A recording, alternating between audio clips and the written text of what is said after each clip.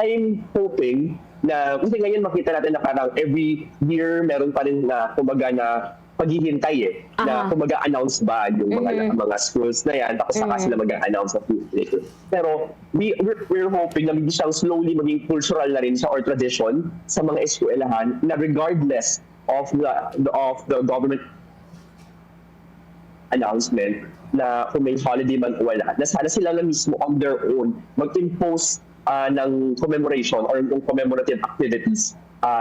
whether or not na walang pasok yan o hindi. In fact, baka nga mas maganda na mismo schools mismo ang mag-organize na kanilang mga activities na hindi lamang hindi lamang na blatant na walang pasok. Sana sila din ay makilahok sa mga aktibidades o mga events on February 25 para hindi lamang magpunta ng mall yung mga bata ganyan o yung mga estudyante, pero kung hindi actually na matuto kung bakit nga ba pinapangalagahan ang February 25. So yung makita po natin dito na sana maging parte ng kumbaga ng learning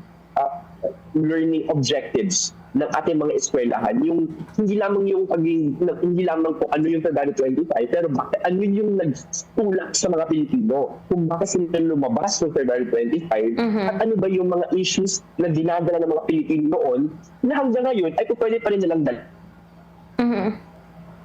dalhin. So yun nga, I think that is one of the key talking points ng Project UNITA sa darating na mga speaking engagements, especially sa mga eskwelahan, na bakit relevant pa rin ito sa mga estudyante, especially sa amin na hindi namin naabutan yung 1986 or yung martial law period itself. Pero makita natin na importansya na makilahok pa din sa mga lumang mga issues na hanggang ngayon ay namamayagpag sa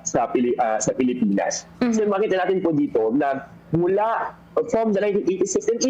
even from the 1970s, yung first quarter storm, mga estudyante po ang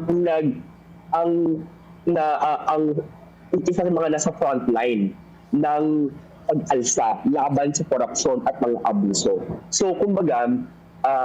importante na ituro natin ito sa mga estudyante para hopefully ay hindi na maulit-muli yung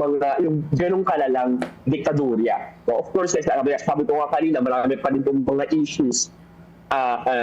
na from 1986 ay still carried over to 2026. Pero we're hoping na if more students learn from the past, ay hindi na mangyayari yung 20 years na under dictatorship.